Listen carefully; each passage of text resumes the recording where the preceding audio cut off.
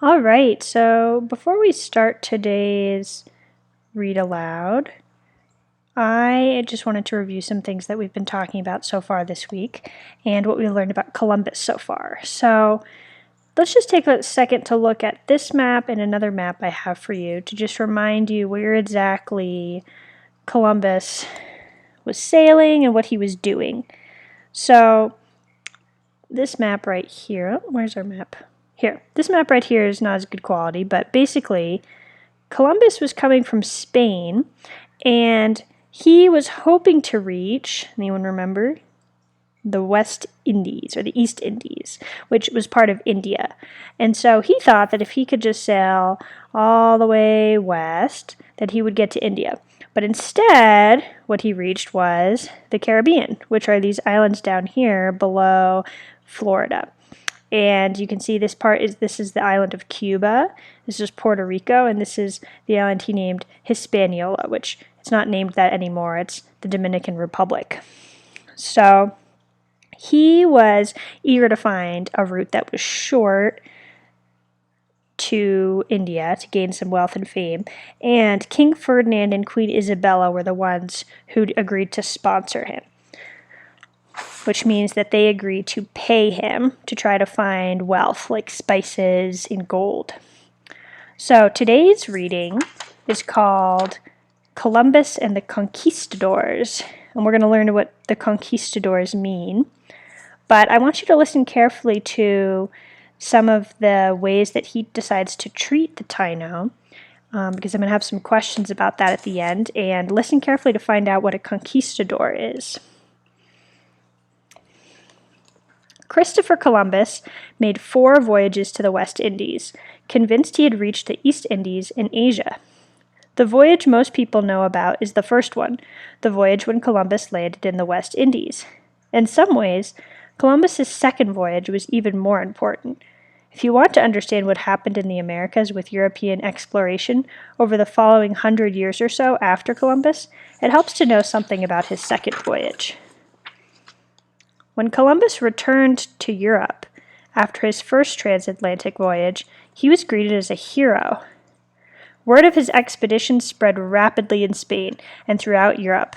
The report he sent to King Ferdinand and Queen Isabella of Spain was printed in large quantities, or amounts, using the recent invention of the printing press. Thousands of Europeans read Columbus's report, and others heard the reports read aloud. Soon, everybody was talking about Columbus and his discoveries. Some people were not sure if he really had sailed to Asia as he claimed, but they were sure he had found something new and exciting. Columbus was honored by King Ferdinand and Queen Isabella. He was named Admiral of the Ocean Sea, and, as he had hoped, he was given ships and money for a second voyage. The second voyage, which was a much, much bigger operation than the first voyage. Columbus had a fleet of 3 ships and about 100 men for his first voyage. On the second voyage, he had a fleet of 17 ships and more than 1,000 men. When he was recruiting sailors for his first voyage, Columbus had a hard time finding sailors who were willing to sail west into uncharted waters. When he was recruiting men for his second voyage, he had so many eager, interested sailors that he had to turn many of them away. The ships of the second voyage left Spain in September of 1493. After a stop in the Canary Islands off the coast of Africa, Columbus and his men sailed west. They sighted land in early November. Columbus explored the coasts of several islands, but he was eager to get back to the fort he and 39 of his crew members had built on Hispaniola on his first voyage. He hoped that, in his absence, the men he had left behind would have developed peaceful trading relationships with the Taino, and that they would have collected a lot of gold. What Columbus actually found was quite different. The fort had been burned to the ground, the Spaniards he had left on the island had been killed, and there was no great hoard of collected gold. Instead of trading peacefully with the Taino of Hispaniola, the Spaniards had treated them cruelly. The Europeans had raided their villages and taken many people as slaves. They had taken gold wherever they could find it. After a while, the Taino fought back, attacked the fort, and killed the Spaniards. Columbus decided to build another fort on Hispaniola and name it Isabella, after the Queen of Spain. He left his brother Diego in charge of it and urged him to find the gold that Columbus felt sure was on the island.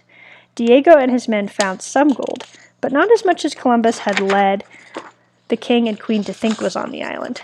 By 1495, Columbus's men had become unhappy, and Columbus grew anxious.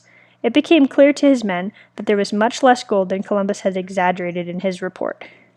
They felt that Columbus had lied to them. Some of them had already sailed back to Spain to complain about Columbus's exaggerations and leadership. Meanwhile, Columbus continued to look for gold, using cruel methods to get as much gold as he could. He made laws that enslaved and punished the natives if they didn't collect enough gold for the Spaniards. What made the laws even more cruel was the fact that Hispaniola only had a little gold. There was no way the enslaved native people could supply the amount of gold Columbus demanded. As if this weren't bad enough, many of the Taino became infected with diseases to which many of the Spanish had become immune. The Taino and Hispaniola had never been exposed to the types of germs the Spaniards carried in their bodies. Through interacting with the Spaniards, the native came in contact with germs that their bodies could not fight.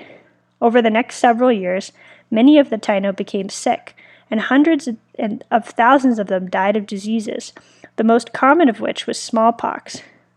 Before Columbus's voyage, the Taino had a population of around 2 million. Between disease and Spanish conquest during the years following the arrival of Columbus and his men, the Taino only numbered a few thousand. All right, moving on. By 1496, it was clear that there was no more gold to be found on Hispaniola. Columbus decided to make a new law that said that the native people had to help develop large farms called plantations and work as slaves for the Spanish. In just a few years, the Spanish were firmly in control of the island of Hispaniola. After that point, they began to spread out, exploring and conquering other nearby islands in the Caribbean. The many men who led these voyages of exploration and conquest were known as conquistadors, the Spanish word for conquerors. These conquistadors were travelers, soldiers, and explorers from Spain who traveled to North, Central, and South America to look for wealth, conquer the native peoples, and gain control of land. They came to the Americas to find the same things Columbus had been looking for in unexplored parts of America: gold, spices, land, slaves, fame, and power.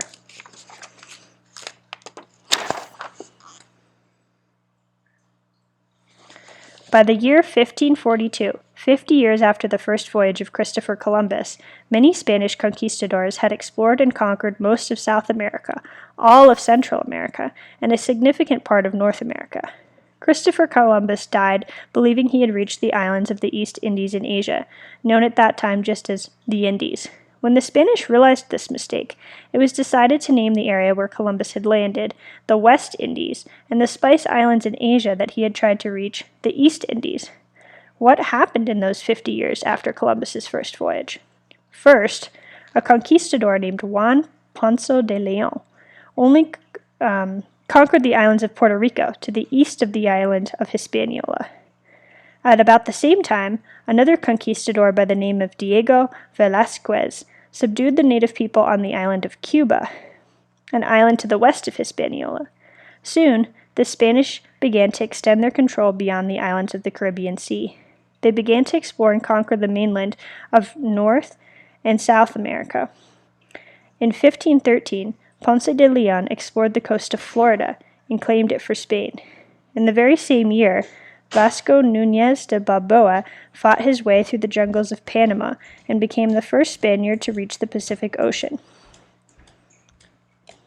A few years later, in 1519, Hernán Cortés led a Spanish army into Mexico. He ordered that the fleet of ships be burned when he and his crew landed, so that everyone would understand there was no turning back. He marched his army inland and eventually conquered the mighty Aztec Empire and its king Moctezuma II. The conquistador Francisco Pizarro led his men deep into South America, and by 1532 had conquered the other great empire of the Americas, the Inca Empire in Peru. The defeat of this great empire was due in large part to disease. Because the natives had no immunity to the diseases the Europeans brought with them, many natives became sick and or died of these diseases after coming into contact with the Europeans. After helping Pizarro conquer the Inca Empire, the conquistador Hernando de Soto turned his attention to North America. He landed his troops on the west coast of Florida and led them on a long trek through what is now the southeastern part of the United States. At about the same time, Francisco Vázquez de Coronado led an army of Spaniards north from Mexico into what is now the southwestern United States, hoping to find the cities of gold he had heard about. In the following read-alouds, you will learn about the journeys of these conquistadors and other explorers and hear about their bold ideas, their voyages, their struggles in search of gold, and their interactions with the Native Americans. All right, so that's the end of the read-aloud. When you are done, we are going to listen to these discussion questions and answer them out loud or write them down. Number 1, how many voyages did Columbus make to the West Indies? Number 2, how did the Spanish people respond to Columbus on his return to Spain? Number 3, who were the conquistadors? Number 4, describe the way Columbus and his crew members treated the Taino. After you've answered these questions out loud or written down your answers, you can go ahead and start the reading.